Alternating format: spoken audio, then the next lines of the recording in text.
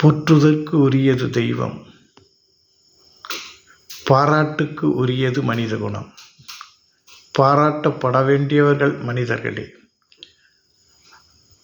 இந்த போற்றுதலும் பாராட்டுதலும் நிச்சயம் ஒவ்வொரு வாழ்க்கையிலே இருக்க வேண்டும். இறைவனை மட்டும் போற்றினால் போதாது, மனிதர்களையும் சில நேரத்திலே போற்ற வேண்டியிருக்கிறது.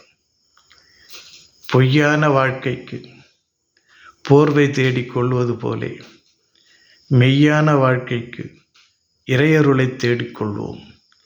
இறையருள் ஆன்மீகமாக இருந்தாலும் சரி, ஆன்மீகமற்ற விஷயமாக இருந்தாலும் சரி, சமமாகத்தான் இருக்கும்.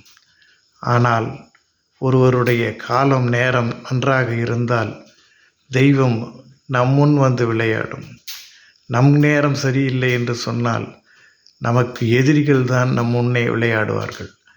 இப்படித்தான் இந்த உலகம் போய்க் கொண்டிருக்கிறது. உலகத்திலே அன்பு மறைந்து போய்விட்டது, பாசம் பதுங்கிவிட்டது, நேசம் அறவே அற்றுவிட்டது. அதனால்தான் எங்கும் போராட்டம், எதிலும் ஒரு ஆக்கிரமிப்பு, அதிகாரத்தோணி.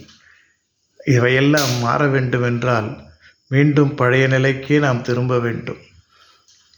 பயம் இருக்க வேண்டும், பக்தி இருக்க வேண்டும். பக்தி செய்யாதவர்க்கு நாம் பக்தி எப்படி செய்ய வேண்டும் என்று சொல்ல வேண்டும். இப்படி பழைய நிலையிலே கொண்டு சென்று ஒவ்வொருவரையும் திருத்த முயற்சிக்க வேண்டும். ஒவ்வொருவரும் எல்லா காலத்திலும் ஒரே நிலையில் இருப்பதில்லை என்பதையும் நாம் கவனத்தில் கொண்டு இந்த உலகத்தை படைத்த இறைவனிடத்திலே முறையிடுவோமா? எல்லாம் இன்பமயம், எப்பொழுதும் இன்பமயம்.